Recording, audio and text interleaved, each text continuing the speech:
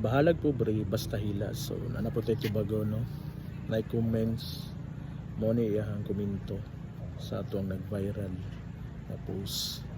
Sige, tubago na to siya, at least may bala niya ba ngano. So mo ni agiana na mo guys no, so mo ni agiana na mo pumusaka medyo sa taas. So since sa my friends bawal kita mo kat-kat ya, so dito mo agi ano kay scale rin tulay naman gud nga side no. So dito agi sa ilalom, dito maagi sa ilalom. So kit on na mo para abi pa lang makaingon mo ba nga kung sa the reason nga ani ko sa baba. Normal kay diri man sa baba dapit nang amo ang guan gud no, agianan kay dito man unahan ang mga balay sa side. So diri gid mo agi kay mas accessible man diri nga side. Di mo agi sa gilid guys. So kini mo na ni taas ani bridge sa tabaw diri. So diri mo agi. Diba? But don't worry guys. Kay since katong pag-viral sa kong video, balo ba mo? Naksyonan ra ba? Di ba mo man akong ingon? Mulag na something smell. Pero since nag-viral akong video no, naksyonan ba sa officials ito mga nahintundan diri? Wala nagbibaho karon. So maagi ka diri dili na ka makapanampong. Kay wala naman tong ginaingon nato mga foul odors. So diri may mag-agi. Yung sa ano dili daw pwede mo agi. Pwede gani magian gud. Kaya diri taagi. Mao ni nga blocks to ingon ako nag-viral guys no. Sa karon guys no wala nagbibaho guys. Kay since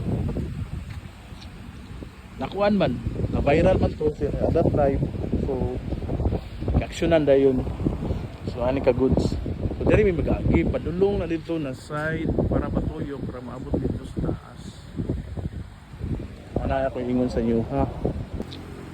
So after 3 days guys kato ingon ako nga blocks din na side, wala na good na ang smell, so refreshing na kaayo. So diri ko nag-agi guys. Diri may nag-aagi nga side para makasaka mi dito sa taas. Bisod kay diri may moagi no, mga hulog pa lang mi diri. So actually naamay ko hagdanan.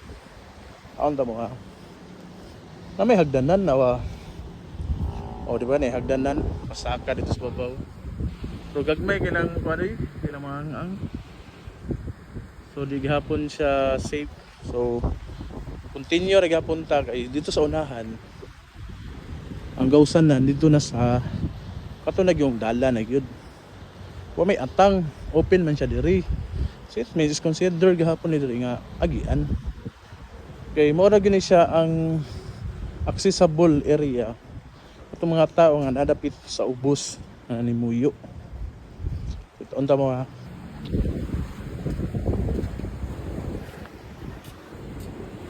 Daghan gyud po kasugat guys kasugat na to na sila.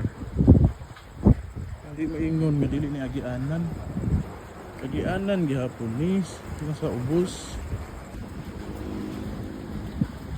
So mo diri mga gitong gusto mo adto sa baba sa tulay bitaw.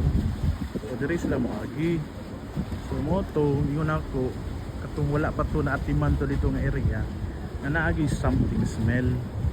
Kay since after 3 days aksyonan man din sa atong mga officials, so naging okay na ang tanan. So at least ita maulaw mo agi din sa side.